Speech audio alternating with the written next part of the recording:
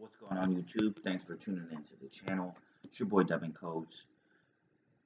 Day 24, 48 days, 48 laws.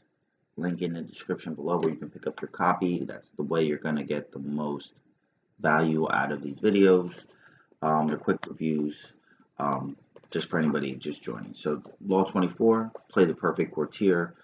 Judgment. The perfect courtier thrives in a world where everything revolves around power and political dexterity.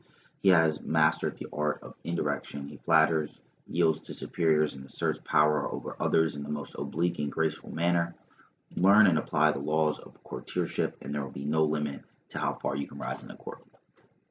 So, I'm not going to go through every one of these examples. There's like 10 or more.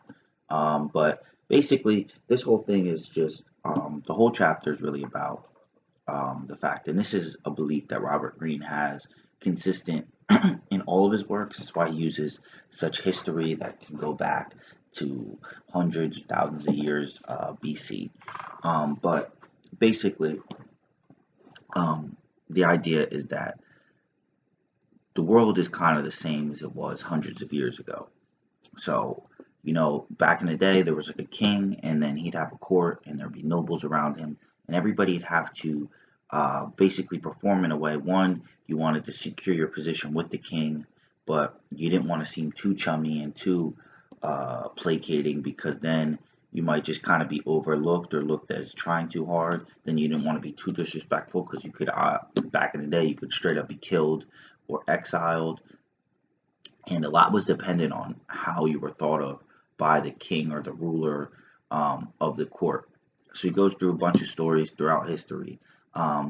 But his basic point is that this can be applied today, and he gives a couple things that you want to be wary of. So one was being too honest. Like, the ruler or the king of the court is not going to want to be criticized or ridiculed, no matter if it's true or not. So if you're within the court, you don't want to be that guy. You don't want to be the bearer of bad news. You don't want to talk about their taste.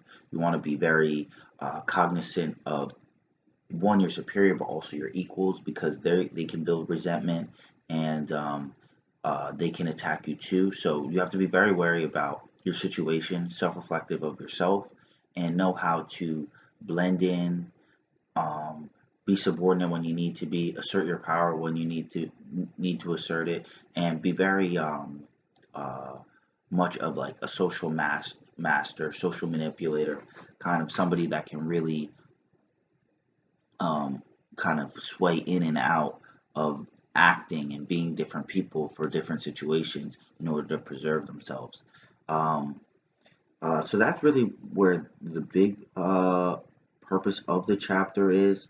I mean, a perfect application, and this is one of my favorite chapters, by the way, and especially because I took a job that is really the first job where it's kind of like more of a corporate job, and there's other people, there's lots of other interests, different roles, and we're in kind of I did a lot of server jobs, or the type of like more freelance work that I did, more had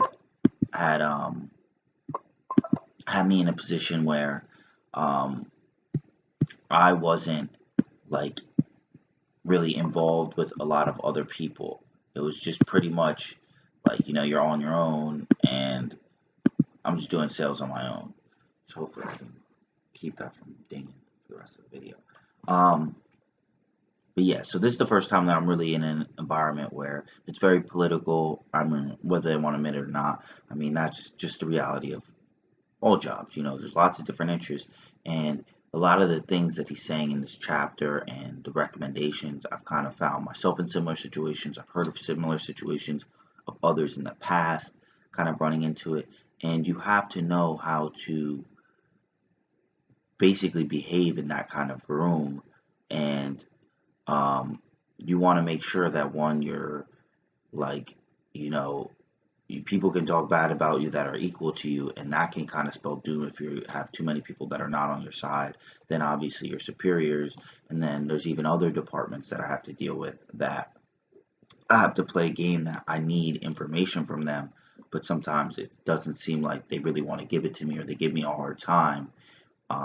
for certain things, and I have to learn how I can maneuver to make that work. So I actually find this chapter very, very interesting. It's very good. I mean, this is one of the ones you got to kind of read on your own. I mean, I can give you kind of a glimpse, and you can take just the hints of what I'm saying to heart to understand it, but like to really read the different stories, the way he kind of stretches it out, um, to read his advice in a different, he gives about 12 or so different things that you should do or shouldn't do. Like one is practicing nonchalant. You don't want to be too much of a flatterer. Um, you need to be self-observant. You don't want to ask for too many favors from the person above you. One, you need to master your emotions. That's a theme across the whole book. And you also want to be the source of pleasure. Nobody wants to be around a fucking negative Nancy. So he has a lot of these ideas. I really enjoyed the chapter. Um, if you wanted to pick up your copy of 48 Days with the 48 Laws, in the link in the description below. Once again, it's your boy Devin Coates. Like, comment, subscribe. Peace. Till next time. Till tomorrow. See ya.